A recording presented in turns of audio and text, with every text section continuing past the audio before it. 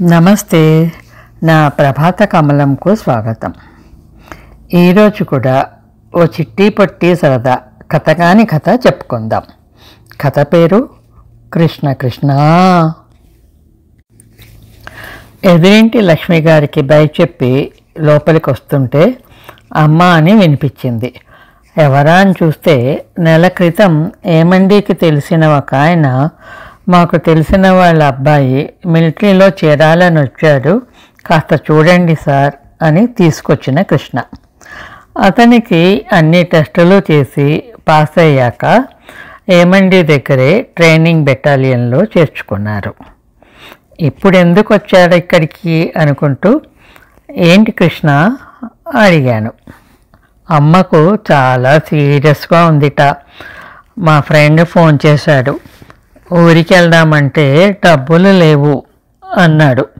మొహం పీక్కుపోయి చాలా నీరసంగా ఉన్నాడు, కళ్ళ నిండా నీళ్ళు. అన్నం తిన్నావా జాలిగా అడిగాను. లేదన్నట్టు తలూపాడు.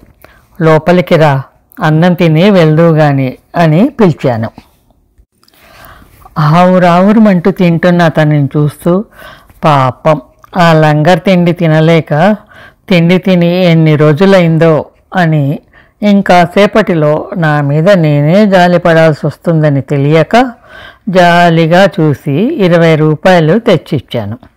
గపగపా తినేసి డబ్బులు తీసుకొని ఎవరో తరుముతున్నట్లుగా హడావిడిగా వెళ్ళిపోతున్న కృష్ణను చూస్తూ గేటు దగ్గర నిలబడ్డ నేను, ఏంటి ఇక్కడ నిలబడ్డావు అన్న ఏమండి ప్రశ్నతో లోపలికి నడిచాను.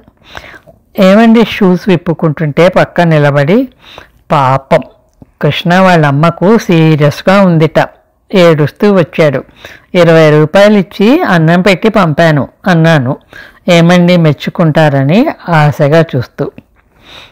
కృష్ణ ఇక్కడికి వచ్చాడా, ఎంతసేపు అయింది అడిగారు. ఇప్పుడే మీరు వచ్చే ముందే వెళ్ళాడు అన్నాను.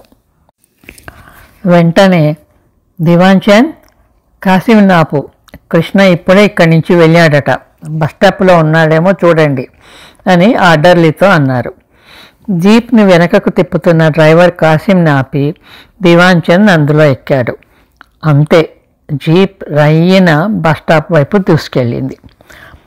జరుగుతున్నది అయోమయంగా చూస్తున్న నాతో, నీకు పెళ్ళై ఎన్ని సంవత్సరాలైంది సీరియస్గా అడిగారు. 10 ఏళ్ళు భయంగా చెప్పాను. 10 ఏళ్ల నుంచి ఒక ఆర్మీ ఆఫీసర్ భార్యగా మిలిటరీ క్యాంప్లో ఉంటున్నావు. మిలిటరీ రూల్స్ తెలియవా? మిలిటరీ ట్రైనింగ్ తట్టుకోలేక పారిపోతున్న సిపాయినే కాదు, ఆ సిపాయికి సహాయపడిన వారిని కూడా శిక్షిస్తారని తెలీదా? గంభీరంగా అడిగారు. తెలుసు. అంటే ఇప్పుడు కృష్ణ పారిపోతున్నాడా? నాకు తెలియదండి. ఏడుపు గొంతుతో జరగబోయేది తలుచుకొని వణికిపోతూ. ఇంతలో జీపులో కృష్ణను ఎక్కించుకొని వచ్చారు. కాసిం, వీడిని క్వార్టర్ గార్డ్లో వేసి నువ్వు లంచ్ చేసిరా చెప్పారు ఏమండి. అన్నం పెట్టు, నువ్వు కూడా తినే వెళ్ళాలి అన్నారు లోపలికి వెళ్తూ. అంటే